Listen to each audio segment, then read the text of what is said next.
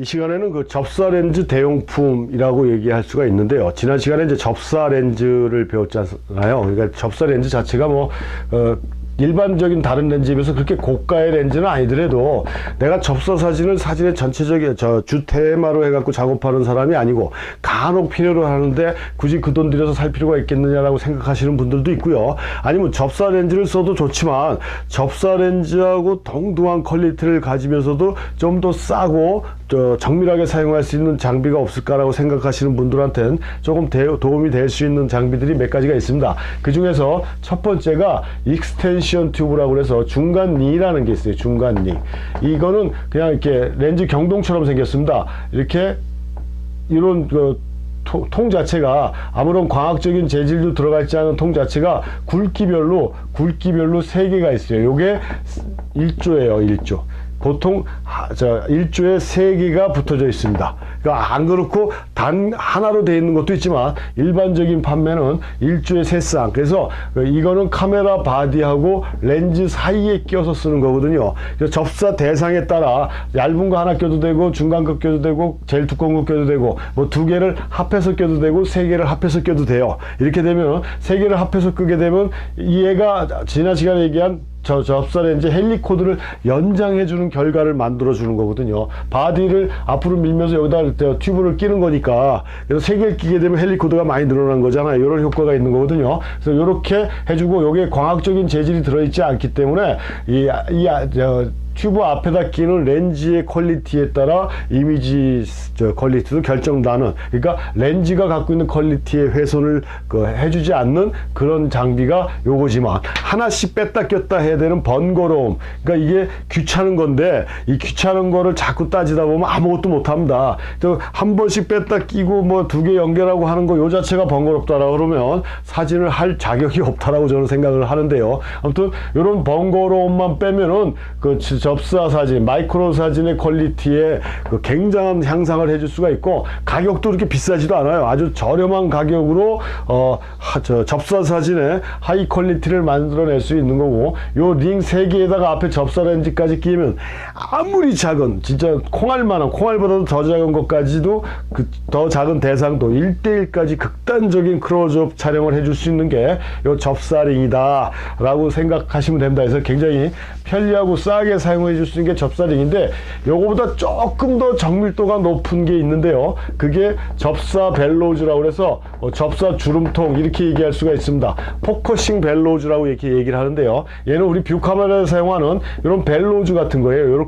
이렇게 주름망으로 되어 있어요. 그래서 얘도 마찬가지 바디하고 렌즈 사이에 껴서 사용하는 겁니다. 그래서 이 중간에 얘는 링이 3개나 뺐다 꼈다 하는 거지만 얘는 그냥 이 주름막을 펼쳤다 좁혔다 해주면서 이 초점을 조절해 주는 거기 때문에 매번 갈아 껴야 되는 그런 불편함이 없어요. 그리고 미세한 부분까지, 얘는 링이 이렇게 두께가 설정돼 있어서 요거보다 중간 정도, 요거보다 더 얇은 필요성이 있을다 할 때는 못하지만 얘는 아주 미세한 부분까지의 그런 조절이 가능해서 훨씬 더 정밀하고 미세한 그런 클로즈업 사진을 만들어낼 수 있는 게 접사 주름통입니다. 접사 주름통 포커싱 벨로우죠. 가격은 아마 중간 링보다는 조금 비싼 걸로 알고 있지만 이것도 접사 렌즈에 비하면 굉장히 싼 그런 도구인데, 하여튼 얘도 마찬가지 안에 광학적인 유리가 없이 그냥 주름막 통 뻥 뚫려 있는 거예요. 헬리코드만 연장시켜 준 거라고 그랬어요. 그래서 렌즈가 가진, 앞에 사용하는 렌즈가 가진 퀄리티를 그대로 보존하고 사용할 수 있는 게 이런 포커싱 벨로즈다 라고 이렇게 볼 수가 있고요. 마지막에 세 번째, 요건 요즘에 모르겠어요. 요즘도 쓰시는 분들이 있을지 몰라요. 클로즈업 필터라고 이렇게 얘기를 하는데, 클로즈업 필터. 이거는 그냥 렌즈 필터가 3쌍으로 되어 있어요. 3쌍. 배율에 따라. 그래서 이것도 색상이 1조인데 하나 껴도 되고 2개 껴도 되고 3개 껴도 되고 합해서 껴도 되고 2개만 껴도 되고 이렇게 자기가, 그러니까 렌즈 앞에 필터 껴주는 부분에다 껴주는 거거든요. 그렇지만 굉장히 싸죠. 굉장히 싼데 저렴한 거에 따라 퀄리티도 저렴하다. 그러니까 단순한 복사, 단순한 클로즈업 같은 촬영에는 상관이 없어요.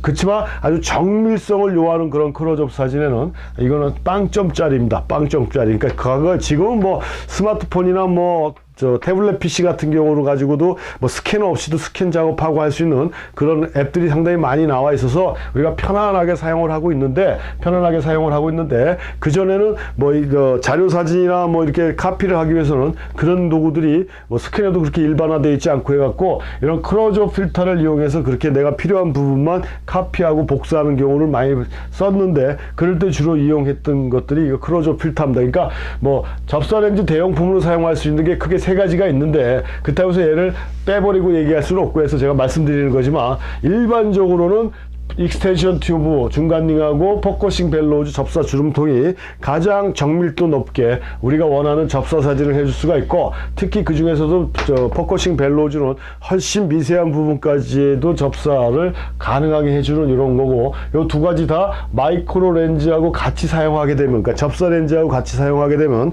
1:1 이상 되는 것까지도 아주 초정밀 접사가 가능한 이런 기능을 갖고 있는 게 요 두 가지 장비들이다 라는 걸 이렇게 참고로 알고 계셔서 접사 사진에 관심이 있다든가 그 인간의 눈에 보이지 않는 아름다운 세계에 빠지시고자 하시는 분들은 접사 렌즈나 이런 보조 도구를 사용해서 작업을 해주시면 훨씬 더 효과를 극대화시킬 수 있다라고 말씀드리겠습니다.